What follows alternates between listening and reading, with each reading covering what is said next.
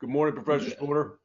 Good morning, Frank. I think the most interesting thing that's happened over the past week, as far as globalization is concerned, is the beginning of a movement in Europe to standardize time throughout the year and get rid of the innovation that was begun in the first half of this century. I think, in fact, during the Second World War, to change the time for the summer. And the reason then, from what I remember when I was growing up, was that the idea was to reduce the length of time when the lights would be on, which would guide the German bombers to bomb what they wanted to bomb in England.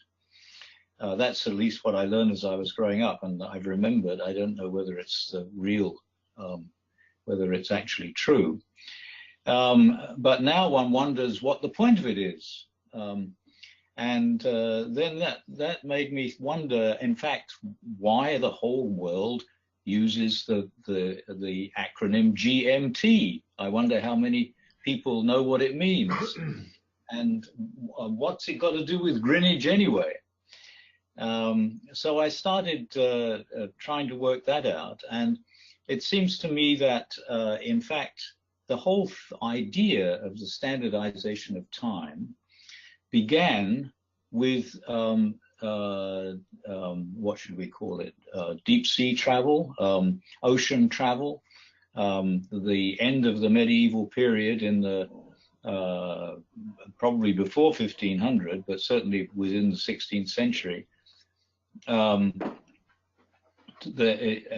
the number of ships traveling in the large oceans, the Atlantic and the Pacific, especially the Atlantic after the beginning of the colonization of the Americas, began to be very important for the safety of ships.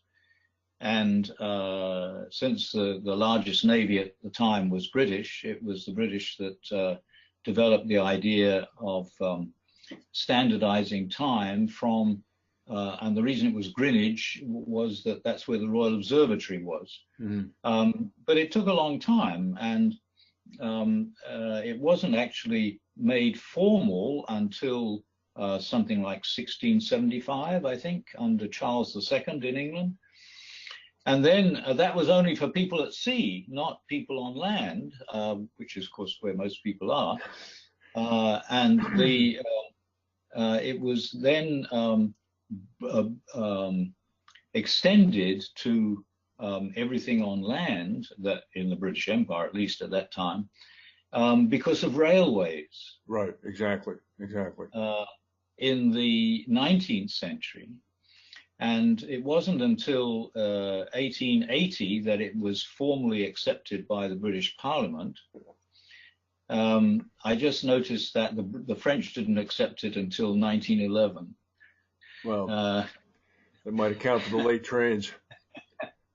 Anyway, so that's the story of time, in very briefly. But it's interesting that one idea of time should be extended for the whole world, and then why they decided to reckon the time differently at different as you moved around the world. Why they couldn't have 12 o'clock Greenwich Mean Time be 12 o'clock everywhere in the world, and just that you'd know where you were, because the relationship between the time and the sun would be different. I don't know. So I don't know when that was begun. But then the measurement of space is apparently goes back much longer than that to, I mean, the idea of latitude and longitude goes back to Ptolemy and even before that. That was again finally formalized, I think, in the 19th century at a conference in America at the end of the 19th century. So that's finally working out a way to know where everybody exactly is in time and space. And obviously it was long distance travel and the colonial period that was really important in that process. And so one wonders if we hadn't had such large empires exploiting different parts of the world in the 19th century, whether it would have worked the way it did.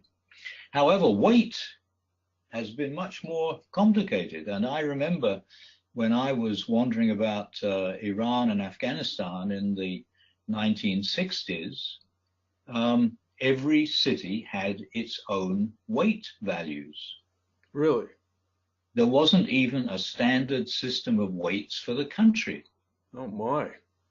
And of course, England has been different from Europe until we joined the European Union. I don't know whether if we leave the European Union, as we're apparently going to do next March, whether we'll go back to using pounds and ounces again. But it's interesting that to some extent one can say that it has to do with trade. Obviously, if you're going to trade in different places, you've got to agree on the weights of things. Of course, of course. So that is something that really gets talked about, but is like finance that we've talked about before, is in fact probably the most important ingredient for globalization that began much earlier than anything else. Well, you could also argue, you could argue now that with the increasing rate of globalization going on, that any effort to sort of wind back the clock, especially in terms of timekeeping, would be a little bit futile, to put it mildly.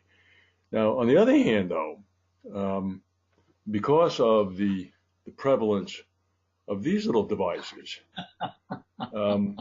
time really no longer matters. People check their emails at night when they get up to use the restroom. People check their emails over the weekend. People respond to emails no matter what time it is. And more often than not, I find myself, I don't look at the original email to see when it was sent to me. But if I do, I'll notice many times it's sent at 3 o'clock in the morning. So there are people who are operating well over 12 or 15 hours a day. So it could be that as this newer generation begins to supplant the existing generation, now fully equipped with these modern tools of globalization, that old things such as time zones or daylight savings time are not going to matter to them so much. It's just going to be all dependent upon real-time communication on WhatsApp or other sort of instant text messaging. I've seen that with the people that I work with, most of whom are 20 or 30 years younger than me. Most of them don't wear a watch. If they need to know what time it is, they'll look at their phone. Knowing what time it is isn't that important to them because they have constant communication at all times with anybody they want by just picking up that device. Yeah, well, I gave up wearing a watch when the Palm Pilot came out, and only started wearing a watch again when the Apple Watch came out. Oh, okay. Well, you're probably the exception. I mean, most people still wear. Most people our age still wear a watch. Well, I don't know. Apple's $1 trillion company, so yeah. A lot of people must be wearing Apple Watches, I think. Yeah. But it's interesting that we still, I mean, the measurement of time and space is still essential for the organization of the world, even though it may not be so important in some aspects of everyday life as it was. So, of course, I mean, any sort of travel, communication settings. I mean, that whole general agreement on tariffs that referred to in the late 1800s in Europe to put together the standards for the railways and the time and measurements. I mean, this is what business needs. If the transportation and communication business don't have these standards, it's impossible to figure it out amongst hundreds of different countries. You can't figure out logistics.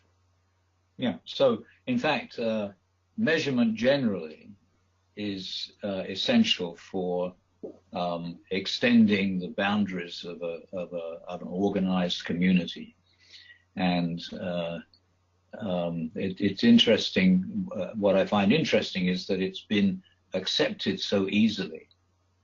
So, I mean, the Chinese and the Indians, even though they've both played a significant role historically in various aspects of globalization, and the Indians particularly in numeracy, Yes. Nevertheless have, without even noticing what they were doing in some cases, I think, have accepted the Greenwich Mean Time and latitude and longitude as it was developed in the West. But there's one other thing I should mention, which is that there are still a number of different calendars in the world.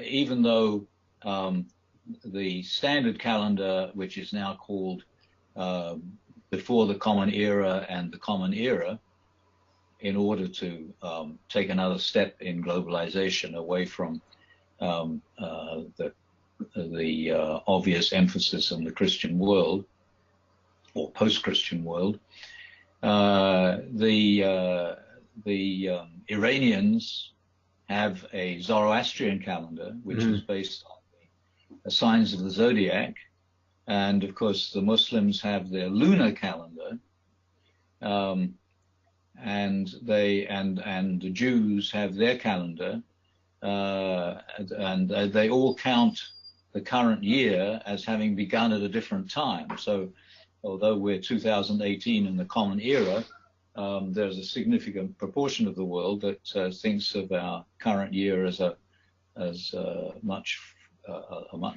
in terms of a much larger number. However, that's not interfering with our ability to understand each other in terms of the actual time. Well, if in fact when we were chatting before we went on air, I mean, you mentioned that one of the things that are going on in Europe now is there's some discussion that countries might revert to or go to some sort of individual national time. And I glanced at that in the New York Times this morning. I mean, that could end up becoming a gigantic headache. I don't know how that would work, because all of those countries are interconnected by trains, other services.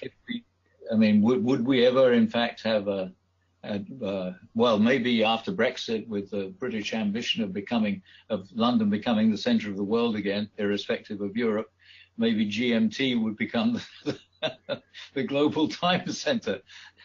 Yeah. You know, it's interesting as well too, because I more often than not hear GMT referred to as universal time. So they seem to have moved away from that moniker. Yeah, and of course the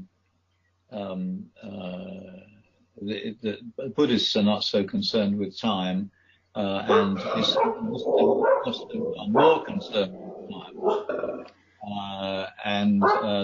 So one wonders what, as the relationship between different religious communities, which are the largest communities in the world, develops and changes, whether that will change people's attitude towards time, because Muslims have to pray at particular times of the day, so that gives them a particular set of ideas about how to reckon time. Well, I'm going to be going to London on Monday night, and then after about 4 or 5 days there, we'll be going to France, down to Monte Carlo. Ah. I will be in 2 different European time zones. Universal time zone, Greenwich Mean Time, and then the continental time. So, well, maybe you can see whether the French think they should change their time in the summer or not. Well, I'll give you a full report. So, okay. All right. Thank you very much, Professor Spooner.